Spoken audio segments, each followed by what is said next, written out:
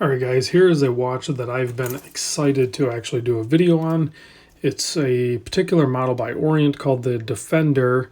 I don't know the model number. They give them weird model numbers. I'm not even going to say it. I'll put a link to it in the description, probably maybe a link or two where you can purchase it. Certainly Long Island Watch has them, I think. But this is a watch that ever since back in the day when I had the Seiko 5 Sports, this watch always kind of competed with it in my mind because it has similar features and size and orientation and everything, but has an offset crown, which I'm a big fan of. And this one has it. It's a screw down crown, 100-meter water resist. This is an automatic watch. It is a nice everyday field stylish kind of watch that's just going to work well for all occasions. And it's executed really nicely. So pretty simple bracelet and clasp and everything. Nothing super fancy there. I'll pop it on my wrist real quick. There it is on my 7.25-inch wrist. It's not sized for me. This is my buddy Chris over at the Watch Lounge lent it in. I'll put a link to his channel in the description as well. But it's slender. I mean, it's a little bit larger case, 42.2 mil. But being that it's only 11.8 millimeter thick, it wears really good. So 48 millimeter lug to lug, so you're keeping it under that 50 mil, so it has really nice lug curvature and everything. 22 mil lug width, and the bracelet, boy, I didn't measure if it tapers. I think it does. Yeah, definitely tapers. So it's 22 down to 20 mil, so it does have a nice taper to it, which is always going to be an aid into the comfort. Now this does house the Orient in-house movement, the 46B40, which is going to give you the day and the date, a 24-hour register as well. It is non-hacking.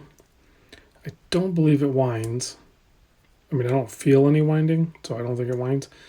And you have a quick date change, but you do not have a quick day change.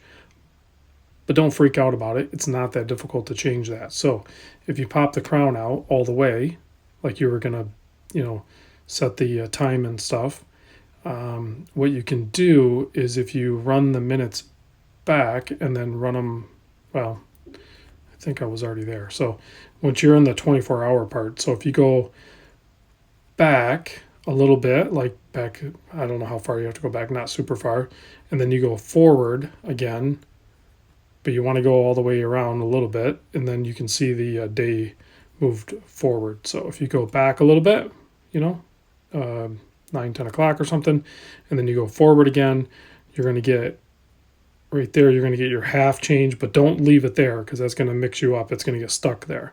So keep going until you get it all the way to there. If you do get it stuck there, it's no big deal. Just go all the way around and reset it again. So, yeah, you don't have your quick change on it, guys, but I mean, you don't need to freak out about it. You just cycle,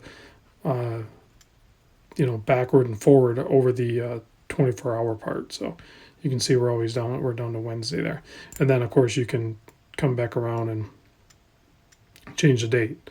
So it's not a big deal. I know some people are like, oh, that kind of sucks or whatever, but I don't know. It's kind of quirky, and I don't mind it. It's kind of fun. So the dial is actually, has a lot going on, but it's also simple at the same time. It's everything's mostly printed on there. You do have those indices do look like they're applied, but I'm not really sure. They're not framed or anything. The Orient logo was applied. That's pretty common on these Orient models.